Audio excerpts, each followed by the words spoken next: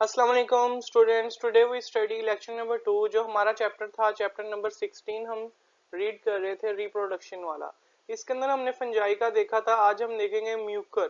Mucor feeds and grows and reproduces in a similar way to Penicillium.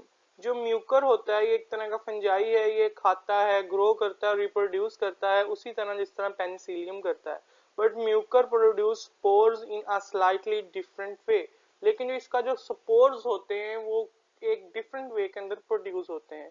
Instead of chains of spore at the tip of the vertical Haifa के ऊपर chains की सूरत के अलावा इसके अंदर बला क्या होता है, म्यूकर फॉर्म्स स्फेरिकल स्पोरोंजिया। इसके अंदर स्फेरिकल गोल से स्पोरोंजिया बनते हैं, ईच कंटेनिंग 100 ऑफ स्पोर्स। जिस तरह आप ये देख भी सकते हैं स्फेरिकल छोटे छोटे स्पोरोंजिया बने हुए हैं जिनके अंदर hundreds of the thousands of the spores होते हैं। ठीक है, these are dispersed on the feet of the insect। जब कोई भी इंसेक्ट आके इधर बैठेगा ये इंसेक्ट के पाँव के साथ लग जाएंगे। कोई बटरफ्लाई, कोई फ्लाई, कोई भी अगर इनके ऊपर आके बैठेगा तो इनके पाँव के साथ लग जाएंगे। और जब ये एक जगह से दूसरी जगह जाएंगे तो ये इनके साथ माइग्रेट करेंगे और दूसरी जगह पे जाके ये ग्रो करेंगे। और by the splashes of the rain drop, और कोई अगर इसके ऊपर पानी का कतरा गिरेगा या बारिश का कतरा गिरेगा तो ये उसके जरिए भी एक जगह से दूसरी जगह जाएंगे। The gills on the under side of the mushroom और टॉड स्टूल प्रोड्यूसेस स्पोर्स। जो गिल्स होते हैं नीचे की साइड पे मशरूम के या टॉड स्टोल, जो मशरूम आपने अगर देखा हो, मशरूम की अगर इस तरह की हम शेप देखें तो इधर एक गिल एरिया होता है, यहाँ पे उसके स्पोर्स वगैरह मौजूद होते हैं। Produce spores, puff balls release clouds of spore. जो पफ बॉल एक तरह की फंजाई है वो क्लाउड्स पैदा करती है स्पोर्स के बहुत ज्यादा तादाद के अंदर बनाती है। जिस तरह हमारे पास है bracket fungus. The bracket are the reproductive structures mycelium in the trunk feeds on living tissue and will eventually kill the tree. ये एक तरह का पैरासाइड है जो ट्री के साथ भी ब्रैकेट की फॉर्म के अंदर ग्रो वगैरह करता है और ट्री को बाद में क्या कर देता है, किल कर देता है। टोडस्टोल ग्रोइंग ऑन अ फॉलन। जो टोडस्टोल है या जो मशरूम है वो फॉलन लोग के ऊपर लगा हुआ है, लकड़ी के ऊपर उगा हुआ है। Are the reproductive structure and produce spores, और ये स्पोर्स को प्रोड्यूस करते हैं। The feeding hyphae are inside the tree. जो फीडिंग हाइफी होते हैं, जो न्यूट्रिएंट्स वगैरह लेते हैं वो ट्री के अंदर प्रेजेंट होते हैं। डाइजेस्टिंग दी वुड, वुड को वो डाइजेस्ट करते हैं, इसी तरह फिर ये ग्रो करता है। इसके अलावा जो पफ बॉल्स होते हैं dispersing spores when a raindrop hits the ripe puff ball a cloud of spores is eject. जिस तरह इसके ऊपर अगर एक रेन ड्रॉप या कोई इंसेक्ट वगैरह आके बैठता है तो ये जो मशरूम होते हैं ये फटते हैं और इनके अंदर से धुएं की तरह जो होते हैं स्पोर्स वो हवा के अंदर फैल जाते हैं और वो एक से दूसरी जगह जाके फिर ग्रो करते हैं। नेक्स्ट हम देखेंगे asexual reproduction in flowering plants. Vegetative propagation क्या होती है।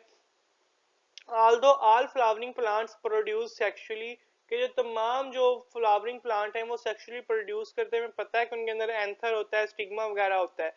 That is why they have flowers, क्योंकि जो उनका एंथर स्टिग्मा वगैरह होता है वो उनके फ्लावर के अंदर ही प्रेजेंट होता है। Many of them also have a sexual method. बहुत जो प्लांट हैं उनके अंदर ए सेक्सुअल मेथड भी हैं कि बगैर जो वो ए सेक्सुअल इंट्रैक्शन के उनके क्या कहते हैं कि जो उनका जो नेक्स्ट वो ऑफस्प्रिंग होता है वो बनता है। Several of this asexual method also cause vegetative propagation. इनमें से जो सेवरल मेथड उनको हम वेजिटेटिव प्रोपगेशन कहते हैं क्योंकि ये वेजिटेटिव पार्ट से ग्रो करते हैं। जिस तरह अगर कोई जिस तरह हमारे पास एक रोज ट्री है, अगर हम उसकी ब्रांच लेके अलग से लगाएंगे या उगाएंगे तो एक रोज का जो वो प्लांट होगा वो बन जाएगा। When vegetative propagation takes place naturally, जब vegetative propagation naturally आती है, it usually results from the growth of the lateral bud on the stem which is close to or under to the soil। जब भी ये vegetative propagation naturally होती है, अगर कोई जो स्टेम है वो जमीन के साथ लग रही होती है या कोई बड वगैरह जमीन के साथ लग रही होती है या उसके करीब होती है तो उसके अंदर से रूट्स ग्रो करती हैं और उधर एक नया प्लांट बनना शुरू हो जाता है। Instead of just making a branch the bud produce a complete plant with the root stem and leaves. एक ब्रांच बनाने के अलावा जो बड है या जो स्टेम के ऊपर बर्ड थी वो जमीन के साथ टच हुई, उसने रूट्स बनाई, स्टेम बनाई और लीव बना के एक अलग ही प्लांट बना दिया। When the old stem dies, जब एक पुरानी जो स्टेम होती है वो मरती है, the new plant is independent of the parent, जो नया प्लांट होता है वो पेरेंट का से बिल्कुल इंडिपेंडेंट होता है, दैट प्रोड्यूस्ड इट, जिसने उसको बनाया होता है, ठीक है, वो अलग हो जाता है बाद में उससे। And an usual method of vegetative propagation shown by bryophyllum। bryophyllum एक ऐसा फाइला है प्लांट्स का जो सबसे सिंपलेस्ट प्लांट होते हैं, इनके अंदर जो प्लांट आपस के अंदर क्या कहते हैं, जो नए ऑफस्प्रिंग बनते हैं वो ज्यादातर वेजिटेटिव प्रोपगेशन के थ्रू बनते हैं। लाइक शेयर सब्सक्राइब अगर आपको मेरी ये वीडियो अच्छी लगी हो।